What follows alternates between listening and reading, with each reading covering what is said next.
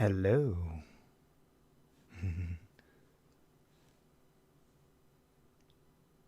All right.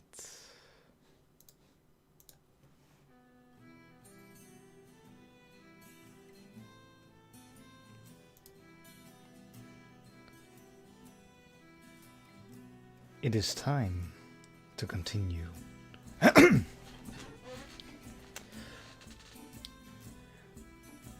The rain was a true downpour. The threatening storm finally caught up with Lawrence and Holo, but fortunately they caught sight of a church through their rain-blurred vision and hurried into it.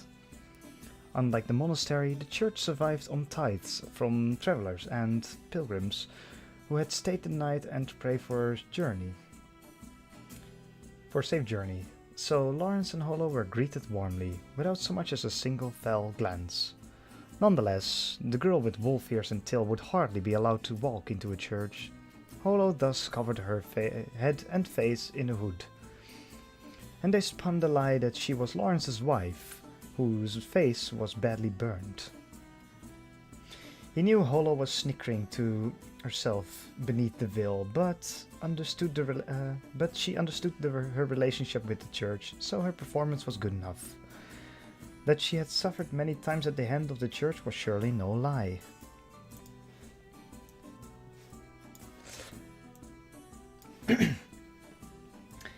Even if she weren't a demon, but all animal incarnations but an animal incarnation, there was little distinction so far as the church was concerned. To the church, all spirits beside the god it worshipped were an anathema, tools of evil. But it was through the gates of the church that the two passed easily and rented a room.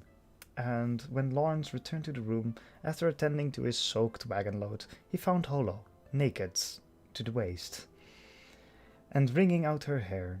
Waters fell in great, undignified drops from her beautiful brown locks. The floor was already full of holes, so a little water wouldn't hurt. Lawrence was more concerned with the problem of averting his eyes. The cool water soothes my burns, it does, said Holo, indifferent to Lawrence.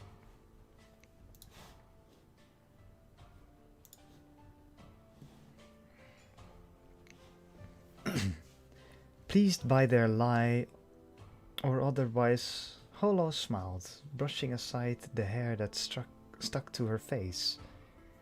She swept it up and back in grand motion. Un momento.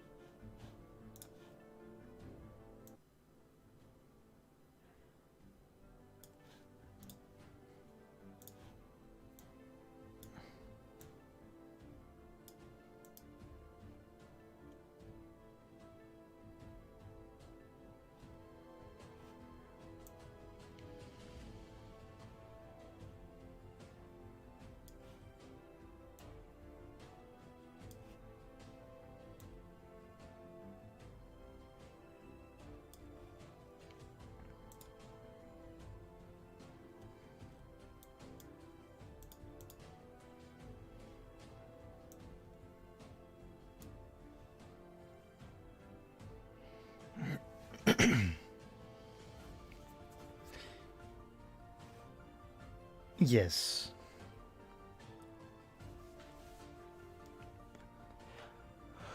Sorry. Pleased by their lie, or otherwise. Pleased by their lie, or otherwise. Holo smiled, brushing aside the hair that stuck to her face. She swept it up and back in a grand motion. The boldness of the gesture was undeniably wolf-like, and it was not hard to see that the wet hair disarrayed was, as it was, resembled the stiff fur of a wolf. The first will surely be all right. The first will be all right. Surely, they were good skins, and martens live in the mountains where my kind live as well. Will they sell high? I hardly know. I'm no fur merchant, am I? Lawrence nodded at entirely reasonable answer, then began to disrobe and dry his own clothes. Oh, that's right, he said, remembering. What shall we do with that wheat sheaf? He finished wringing out his shirt and was about to do the same with his trousers, then he remembered Holo's presence. He looked to her and discovered that she was now quite naked and wringing her own clothes free of water. Feeling somehow vexed, he ventured to strip nude and do the same. What do you mean? What? I mean, shall we thresh it? Shall we leave it as it is? Assuming the talk of you residing in the wheat is true, that is. Lawrence was teasing Holo, but she only cracked a slight smile. As long as I live, the wheat will neither rot nor wither, but should it be burnt, eaten, or ground into soil, I will likely disappear. If it's in the way, you should thresh it and keep it safe somewhere. That might be better. I see. I'll thresh it and put the grains in a pouch then. You should hold it, right? 'Twould be a boon. Still better to hang it around my neck, Holo said. Forgetting himself for a moment, Lawrence glanced at Holo's neckline, but hastily looked away. I'd hoped to sell some of it elsewhere, though. Could we set it aside Could we set aside Could we set aside a bit for sale? Lawrence asked after he'd calmed himself. He heard a rustling and turned to see that it was Holo's tail waving wildly. The tail's fur was very fine and shed water readily. Lawrence frowned as his face was dampened by the flying drops. But Holo seemed not the least bit contrite. Most of the crops grew well because of the region. They'll soon wither. What's the point? No use in taking them elsewhere. Holo looked thoughtfully at the clothes as she finished wringing out. But as she had nothing else to change into, she put the wrinkled items back on. Since they weren't cheap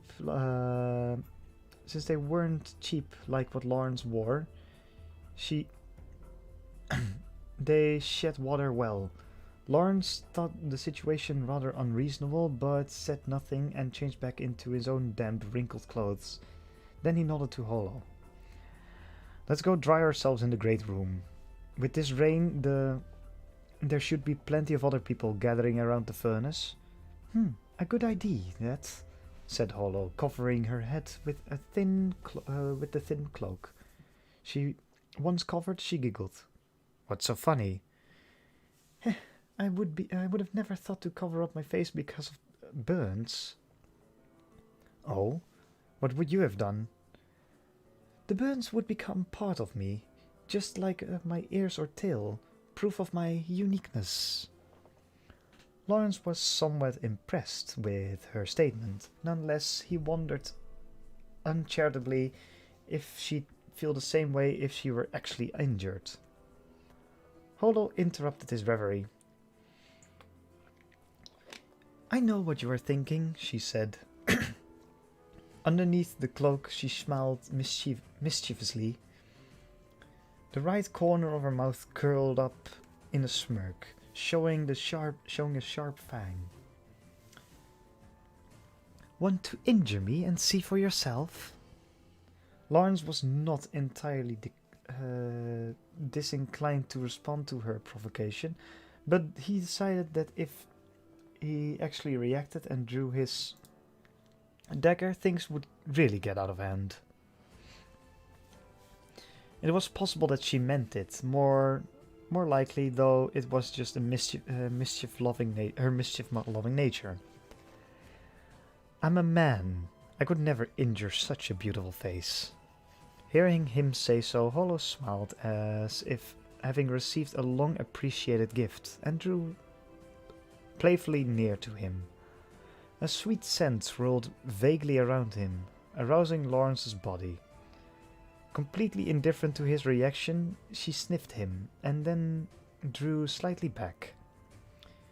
You may have been caught in the rain, but you still smell foul.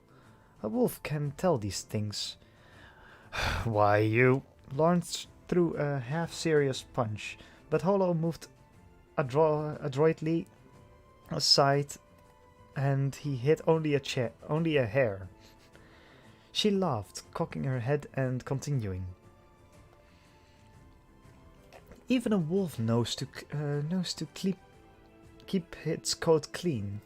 You're a good man, but you need to keep neat. He didn't know whether she was joking or not, but hearing it from a girl like Holo made it impossible to deny. For as long as he could remember, Lawrence maintained his appearance only insofar as it would help his professional negotiation, with no thought given to whether he would appeal to women. Had his negotiation partner be a woman, he might have taken the trouble, but unfortunately, he had not once met a female merchant. He didn't know how to answer, so he simply turned around and fell silent. The beard, though, is quite nice. The medium-length beard that grew from Lawrence's chin had always been well received. Lawrence accepted the compliment gracefully, turning back to face her, somewhat proudly. I dare say I'd prefer it a bit longer, though. Long beards were not popular among merchants. The thought automatically occurred to Lawrence, but Holo drew a line from her nose across her cheek with her index finger, continuing her jape. Like so, like a wolf. Lawrence was now finally aware that he had been made a sport of. He ignored her and walked toward the room's door, even as he felt childish for doing so. Holo giggled and followed. Truthfully, he was not actually angry with her. There will be many people around the furnace, best not to let anything slip. I'm Holo the Wise Wolf. Long ago I traveled clear to Pasloe in human form. Worry not. The churches and inns far from the cities were important sources of information for merchants. Churches in particular attracted all kinds of people.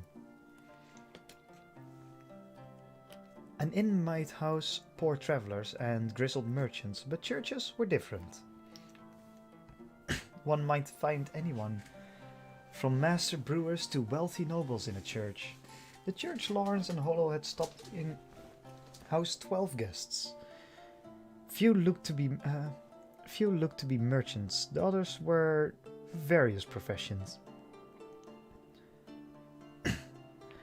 Ah, so you're here from your ends then? Yes, I delivered the salt from there to my customer and got a marten of furs in trade. Most of the guests sat on the floor. Most guests sat on the floor in the main hall, taking their meals or picking fleece from their clothing. One couple monopolized the bench in front of the furnace. Despite being a great hall, it was not particularly spacious. So no matter where one was in the crowded room, the generously stoked fireplace would dry anyone's clothes. The couple's clothes did not appear wet, so Lawrence imagined they were probably wealthy, and having made a generous donation to the church, could be here as they pleased. Lawrence was not wrong. He pricked up his ears to listen for a point in the couple's conversation where he could enter and waited for his chance. The wife had gone silent, possibly because of the exhausting journey, and her middle-aged husband welcomed conversation.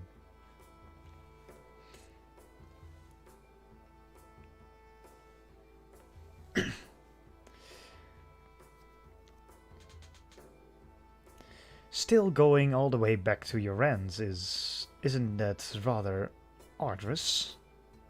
Depends on how canny the merchant. Oh, interesting.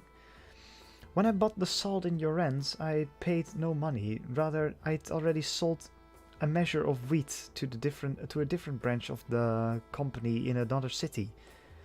But when I sold the wheat, I took no payment. Neither did I pay for the salt.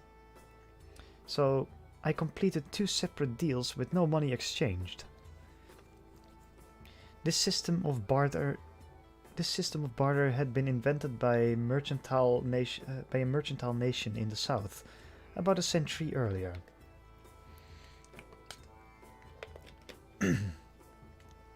When Lawrence's master had explained it to him, he agonized over the concept of 2 weeks before finally understanding. The man in front of him had apparently never heard of it himself and appeared similarly unable to grasp it. Hearing the explanation but once. I see. What a strange contrivance, he said, nodding. I live in the city of Perenzos, and my vineyard has never employed such a method when we were selling our grapes. Will we be all right? This barter system was invented by merchants who needed a convenient way to deal with people from many different lands. As the owner of a vineyard, you need to be careful not to let vintners claim your grapes to be poor and buy them cheaply. Yes, we have such arguments every year, said the man with a smile, but to no accounts but to the accounts he employed, the red-faced arguments they had with sly vintners were no laughing matter. Most vineyard owners were noble, but almost none of them took personal hand in the farming or sale of their product. Count Erendot, who managed the region surrounding Pasloe, was highly eccentric in this regard. Lawrence, was it? Next time you're in Parenzo, do come by for a visit. I shall, thank you.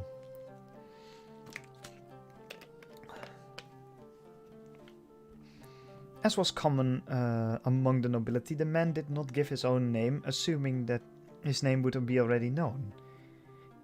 It was seen as plebeian to give one's own name. Undoubtedly, if Lawrence were to visit Parenzo and ask for the master of the vineyard, It would be this man. Had this been Parenzo, though, a man of Lawrence's stature would find it practically impossible to simply arrange an audience with him. Churches were therefore the best place to establish such connections. Well then, my wife appears tired. I'll take my leave of you. May God allow us to meet us again, said Lawrence. It was a standard phrase within the church. The man rose from his chair and, along with his wife, gave a polite nod before leaving the hall. Lawrence, too, vacated the chair the man had requested that he bring over from the corner to the of the room. Then he returned the chairs to the couple had. He then returned the chairs to the couple had occupied to the corner. The only people who sat on chairs in the great hall were nobility, knights, and the wealthy. Most people disliked all three. You're not a man to be trifled with, master. Oh, you're not a man to be trifled with, master. Once Lawrence had cleared the chairs and returned to Hollow's side in the middle of the hall, a man approached them. Giving his dress and effect, he too was a merchant. His bearded face looked young. He had probably not been working on his own very long. I'm a merely traveling merchant like any other, said Lawrence shortly. Beside him, Hollow straightened. The hood over her head shifted slightly. Only Lawrence would know that it was her ears prickling.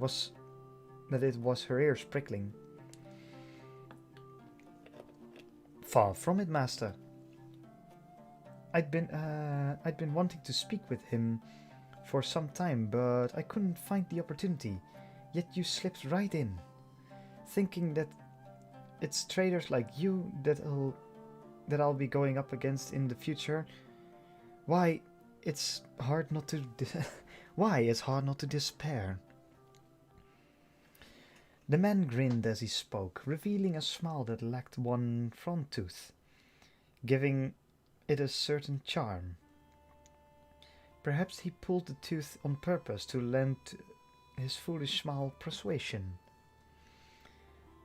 As a merchant, he'd known how to use his appearance to best effect. Lawrence realized he'd better not be careless. Nonetheless, he himself had struck up conversation just like this one when he was starting out, so he held a spark of empathy for the man.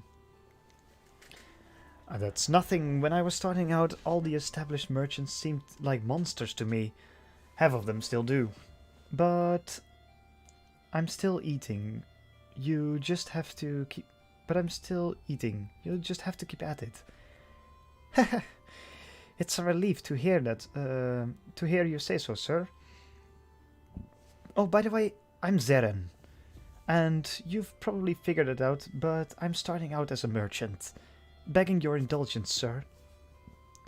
I'm Lawrence. Lawrence remembered that when he himself had just started out, he also tried to strike up conversations like this, and had gotten frustrated by cold responses.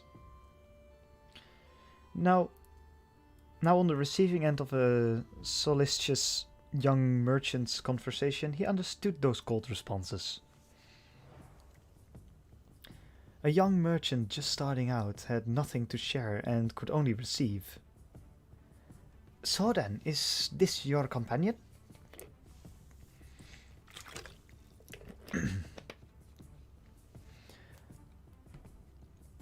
It was unclear whether Zeren broached the subject because he truly had nothing to share, or if he'd committed to the common beginner's mistake of trying to gain without offering anything in return. If this had been a conversation between veterans, they would have already traded information on 2 or 3 locations by this point. This is my wife, Hollow. For a moment, Lawrence had hesitated, wondering if he should use a false name, but ultimately decided there was no need. Hollow bowed slightly in greeting as her name was mentioned. My, a wife and a merchant both? She's an eccentric and prefers the wagon to a village home.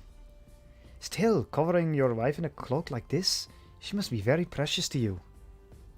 Lawrence had some grudging respect for the man's charisma. Perhaps he'd been the town rogue.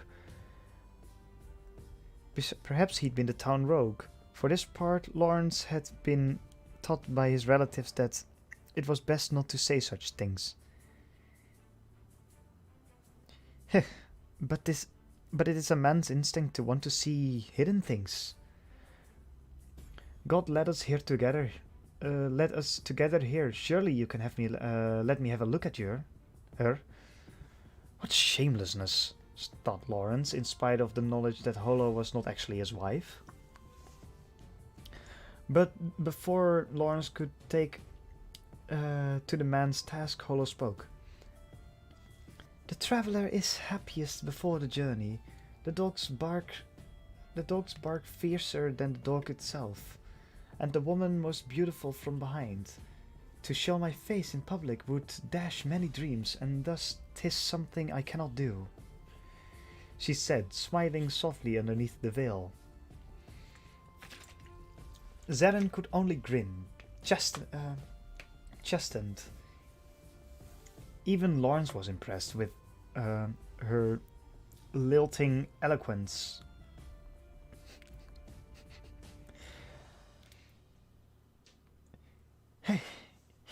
Your wife is something else, master. It's all I can do to avoid being quite henpecked. Lawrence was more than half serious. Yes, well, it's certainly providential that I've met you, the both of you. Can you spare a moment to hear my tale? Said Zeren. Silence descended as he flashed his grin.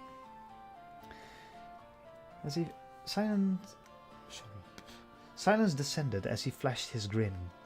There was one tooth short and moved closer to the pair. Unlike typical inns, churches only provided lodging, not food. However, the hearth could...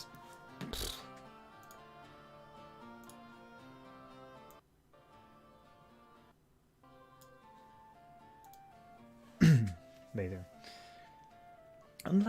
Unlike typical inns, churches only provided lodging, not food. However, the hearth could be used for cooking, providing one gave proper donation. Lawrence did so and placed 5 potatoes in a pot to boil. Naturally, the firewood for cooking had to be purchased as well. It would take time for the water to boil, so Lawrence threshed the wheat that housed Hollow and found an unused leather pouch to keep it in.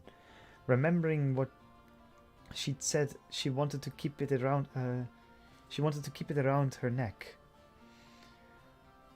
Lawrence took a leather strap and attended it to the hearth. Although altogether the potatoes, firewood, pouch, and strap came to a significant cost, so he mused over how much to charge her as he brought the potatoes back to the room. Because his hands were full, Lawrence couldn't knock on the door, but Hollow's sensitive wolf ears could identify his footfalls. When he entered the room, however, her back was turned to him as she sat on the bed, combing her tail fur. Something smells good, she said, raising her head. Evidently, her nose was as sensitive as her ears. The potatoes were topped with goat cheese. Lawrence would never have indulged in such luxury had he been alone, but now that he was In a party of two, he decided to be generous. Holo's happy reaction made it entirely worthwhile. Lawrence set the potatoes on the table beside the bed, and Holo immediately reached out to help herself.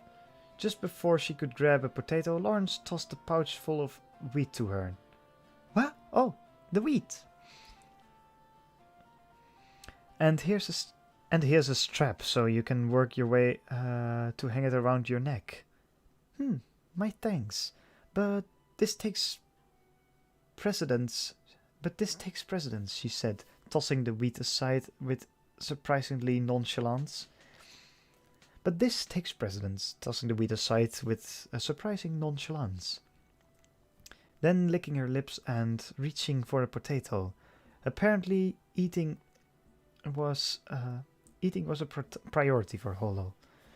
Once she had a potato in hand, she immediately broke it in half. Her face fairly glowed with delight at the steam that rose from the food. With her tail wagging back and forth, she looked undeniably canine. But Lawrence was sure that if he pointed it out, she'd be irritated, so he said nothing.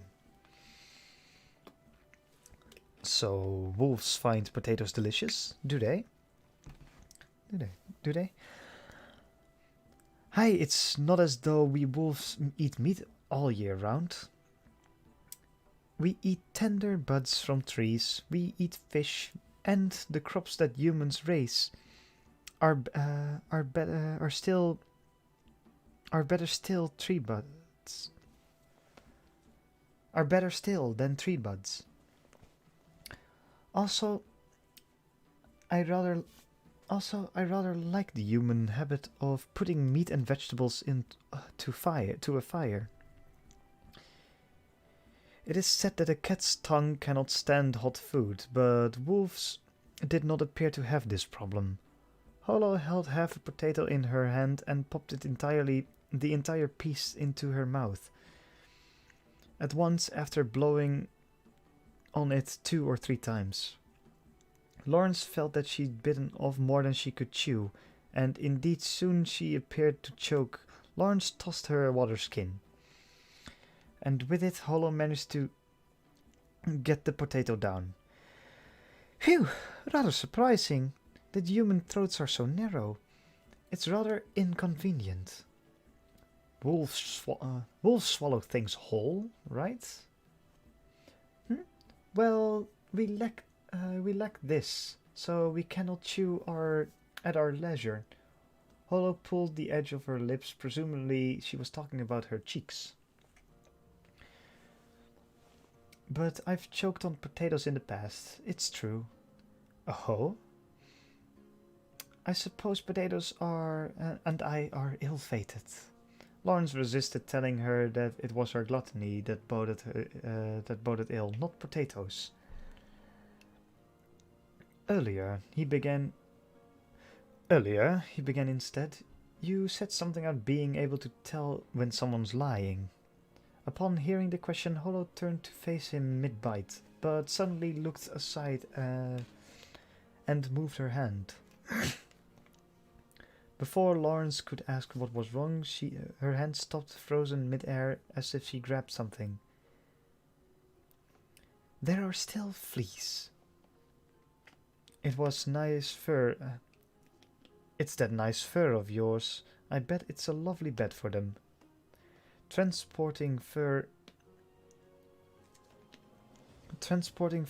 or woven goods often involved smoking the fleas out of them. Depending on the season, Lawrence spoke from experience, but Holo seemed quite shocked and thrust her chest as she spoke proudly. It's a credit to your eye for quality that you can tell as much then, she said hotly. Lawrence decided to keep his thoughts to himself. So, is it true that you can tell truth from lies? Oh, more or less. Wiping off the hand that had grabbed the flea, Holo turned attention back to the potato. So, how good are we? How good are you at it? How good at it are you? Well, well, I know that what you said about my tail just now was not meant as a praise. Lawrence, stunned, said nothing. Only giggled happily. It's not perfect, though. You may believe me or not, as you wish, said Holo impishly, licking the cheese off from her fingers. She'd gotten the better of him again, but if he were to react, that would only give her another opportunity. Lawrence composed himself and tried again. So, let me ask you this. Was the lad's story true? The lad? The one who spoke to us by the furnace. Ah, lad, you say? Is something funny? From where I stand, you're both but lads. If he tried to come back, she'd only toy with him more, so Lawrence stifled at the reply that rose within him. Heh, I dare say you're a bit more grown than he, though. As for your lad, it seems to me he's lying. Lawrence calmed himself. This confirmed his suspicions. During their conversation in the hall, the young merchant Zeren had spoken to Lawrence about the opportunity for profit. There was a certain silver coin in circulation that was due to be replaced by a coin with higher concentration of silver. If the story was true, the old silver coins were of poorer quality than their replacements, but their face value would be the same. However, when being exchanged for other currencies, the new silver coin would be worth more than the old. If one knew in advance which coin was due to be replaced, one could buy them up in bulk, then exchange them for new coins, thus realizing what amount to pure profit. Zeren claimed that he knew which coin among all those circulation in the world would be replaced, and would share the information exchanged for a piece of the profit. Since Zeren would certainly have made the same offer to other merchants, Lawrence would not simply swallow the story whole. Holo stared into space as if thinking back on the conversation, then popped a piece of potato into her mouth and swallowed it.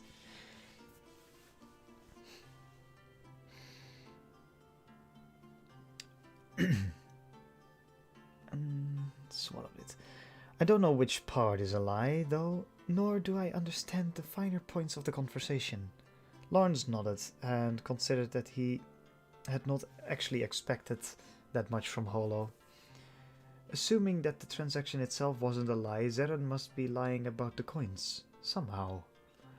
Well, currency speculation isn't rare in and of itself, still.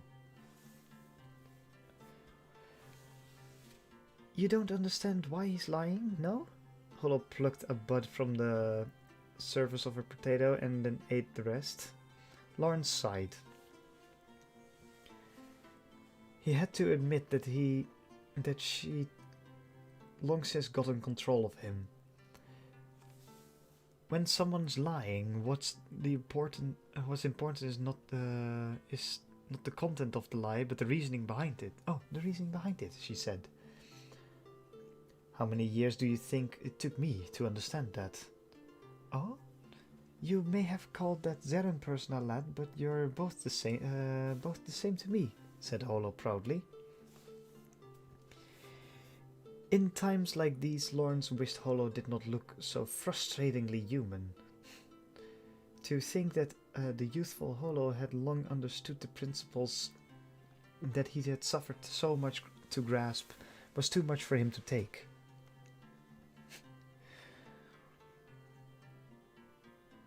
If I were not here, what would you do? Asked Holo. First, I'd work out whether or not it was true. Then I'd pretend to believe his story. And why is that? If it's true, I can turn a profit just by going along with it. If it's a lie, then someone somewhere is up to something. But I can still come out ahead if I keep my eyes and ears open. And given that I am here, I've told you he's lying then. Then... Lawrence finally realized that what had been eluding him. I see that there was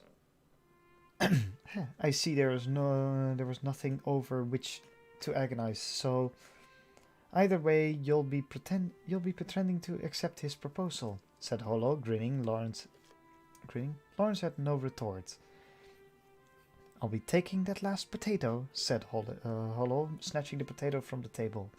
For his part, Lawrence was too abashed to even split the potato he held in his hand. I am Hollow the Wise Wolf. How many times longer do you think I have lived than you? Lawrence's mood only worsened with her concern for his feelings. He took a vindictive bite out of his potato. He felt like an apprentice traveling with his master all over again. The next day was beautiful with clear autumn skies. The church awoke still earlier than the merchants, so by the time Lawrence rose, the morning routine had already finished. Lawrence anticipated this and was unsurprised, but when he went out to the well to wash his face, he was shocked to see Hollow walking out of the worship hall with the members of the church. She had her head bowed and was wearing her cloak, but even so she stopped frequently to chat pleasantly with the churchgoers. The sight of the devout chatting with the god of the harvest, whose existence they refused to acknowledge, was amusing, though Lawrence lacked the nerve to find it so. Hollow took her leave from the congregation and quietly approached the dumbfounded Lawrence.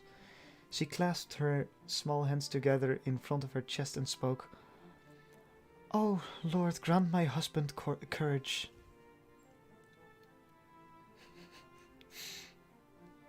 Grant my husband courage. The well water was chilly due to the approaching winter. Lawrence poured it over his head and pretended not to hear Hollow's laughter. It's gotten a bit more important, the church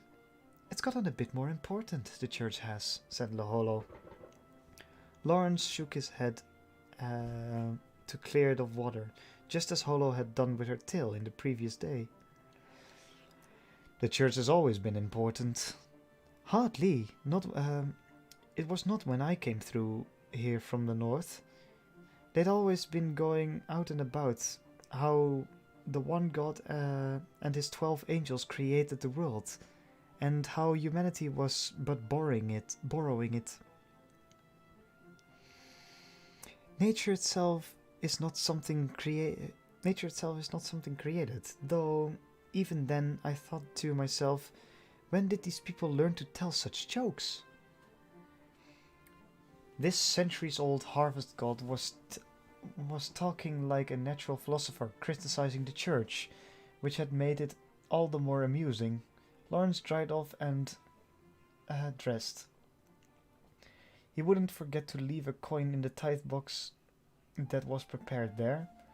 One was expected to leave money in the box if one used the well, and people in the church would be checking. Anyone who failed to leave a donation would have unlucky things said about him. The constantly traveling Lawrence needed all the luck he could get. Nonetheless, what he tossed in the box was a worn, blackened copper coin that could barely be counted as money. I suppose this is a sign of the times then. Much has changed. Presumably she refers to her homeland, given the desolate expression on her face. Have you yourself changed?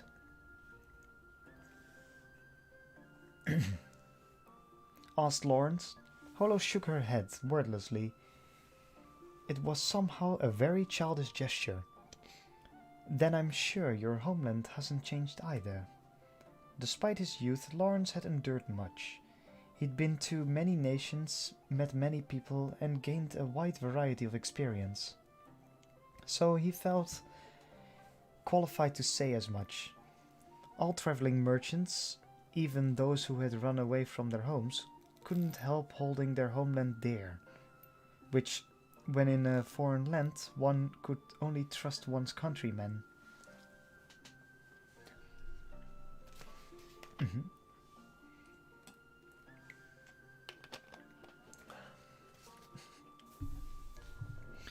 Hollow nodded, her face emerging slightly from underneath the cloak.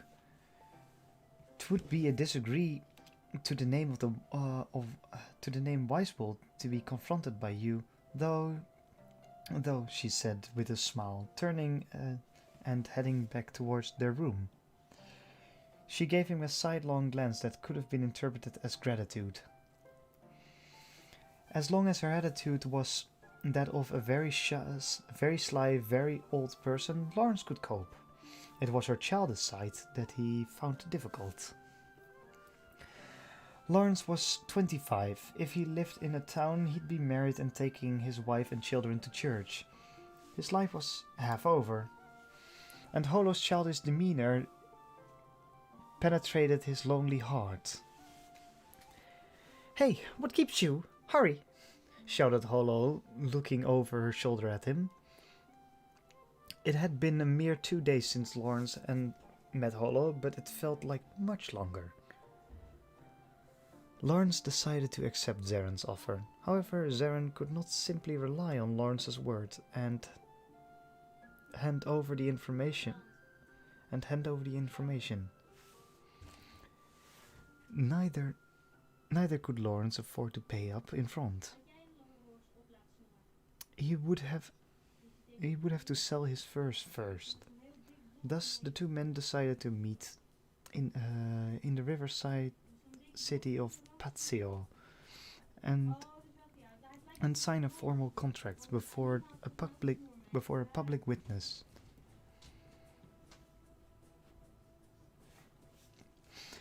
Well then, I'll be on my way. When you arrive in Pazio, find a tavern called Jorand. You'll be in contact with me there. Joran did this very well. Zaren smiled with his charming smile again as he took his leave, hefting his burlap sack of dried fruit over his shoulder and walked on. Besides trading, the most important task that faced the young merchant was exploring the many regions.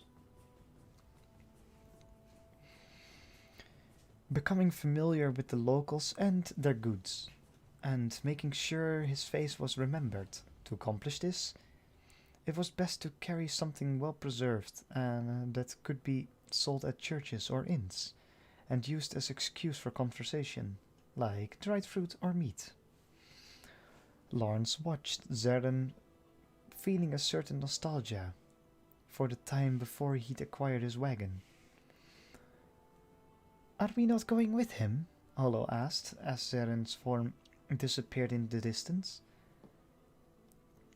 Having checked to see that there was no one around to see her, she was grooming her tail fur, possibly because she had to cover her ears with a cloak.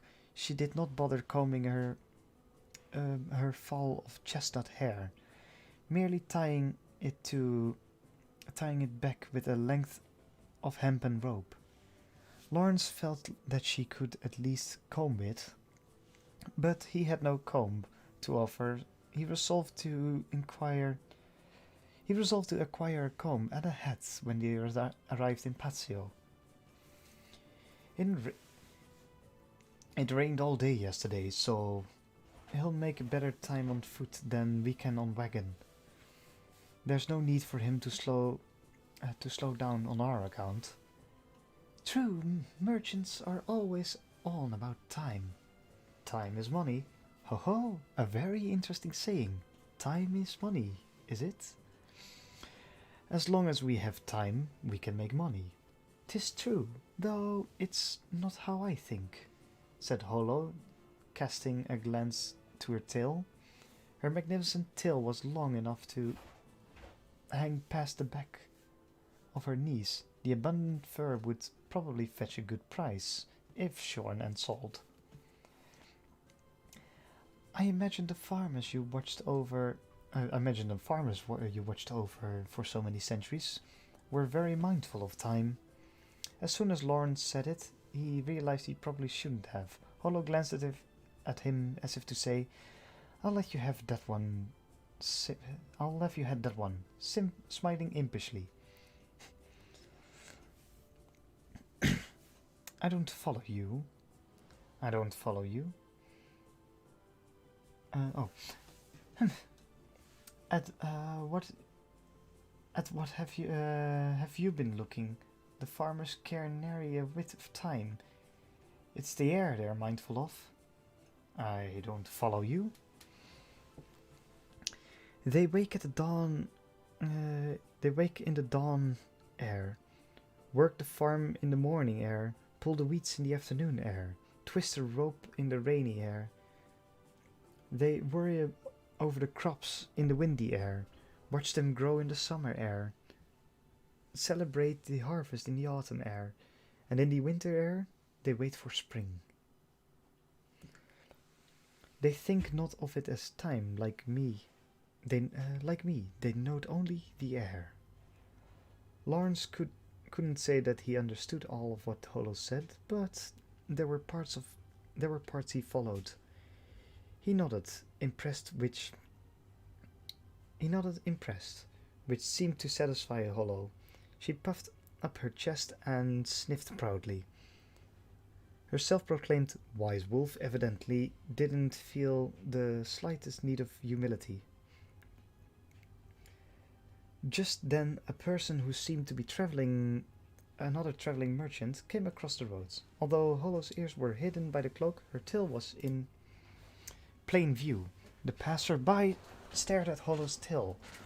Although he didn't speak, in all likelihood he didn't realize it was a tail. Lawrence imagined that if it were him, he'd wonder what kind of fur and how much it was worth.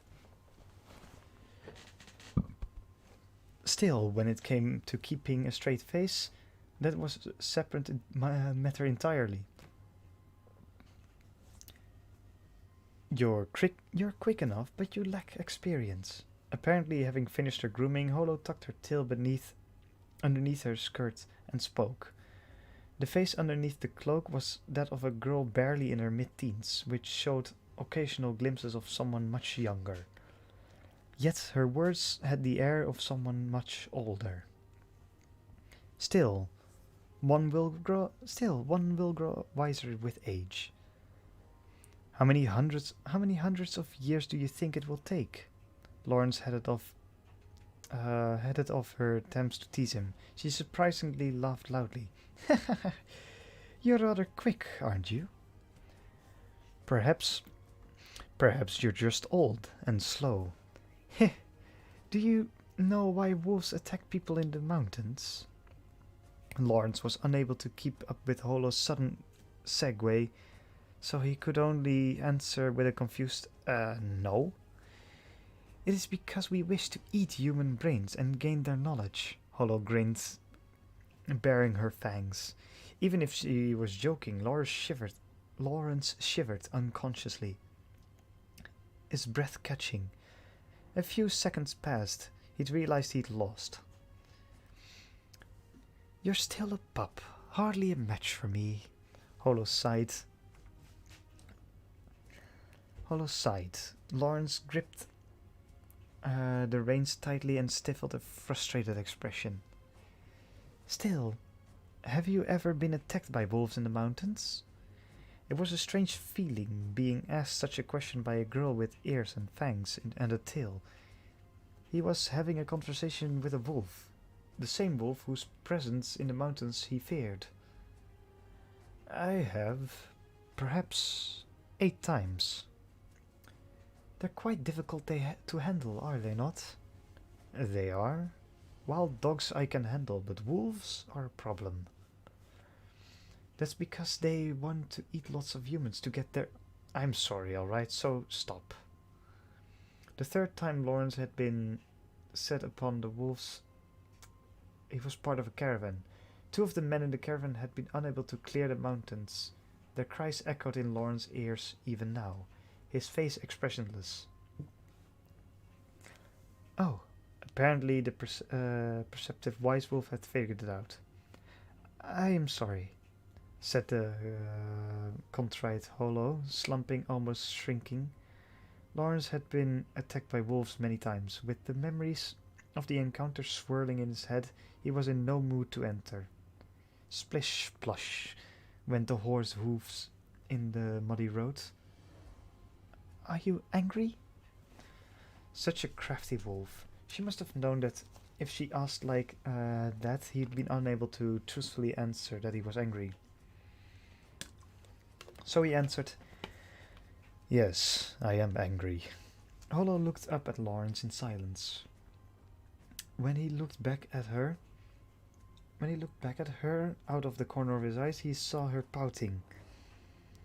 It was charming enough that he'd almost forgave her. I am angry. No more jokes like that. He finally turned to her and said. Holo nodded resolutely and looked ahead. She now seemed quite meek. After a period of silence, she spoke again. Wolves only live in the mountains, but dogs have lived with humans. That's why wolves are tougher opponents. He probably should have ignored her, but doing so would make later conversation difficult. He turned slightly in her direction and gave a sign that he was listening. Wolves only know that they are hunted by humans and that they are terrifying creatures. So we are always thinking about what to do when they enter the forest. Holo stared straight ahead as she spoke, as serious as Lawrence had ever seen her. But he didn't think she'd made the story up. He nodded slowly. But there was something in her vagueness that worried him. Did you ever... But Holo stopped him before he could continue. There are some things I can simply not answer. Oh, said Lawrence, chided to himself before speaking. Thinking ahead, without thinking it. Sorry. Holo then smiled. Now we're even. A 25-year-old was not.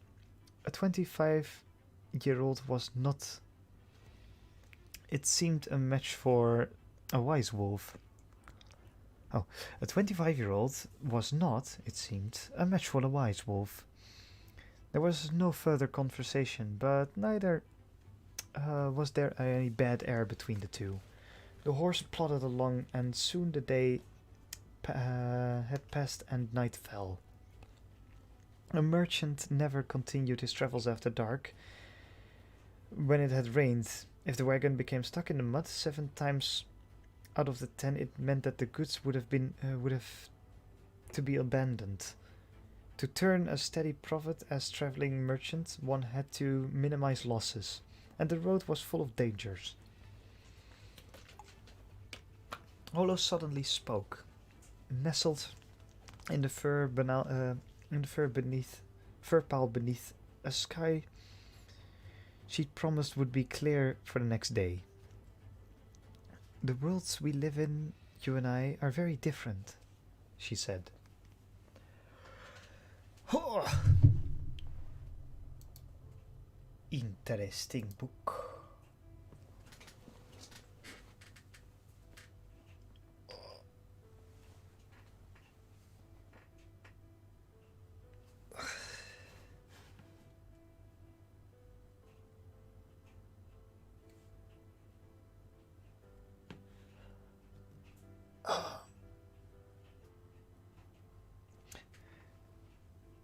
think I'm gonna keep this a shorter one.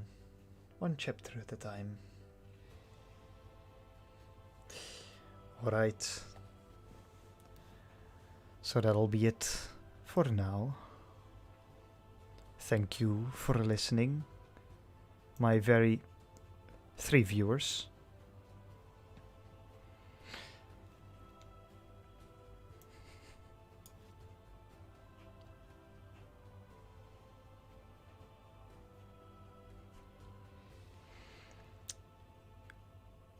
Very well. Then I guess I'll wish you a very good day and good evening.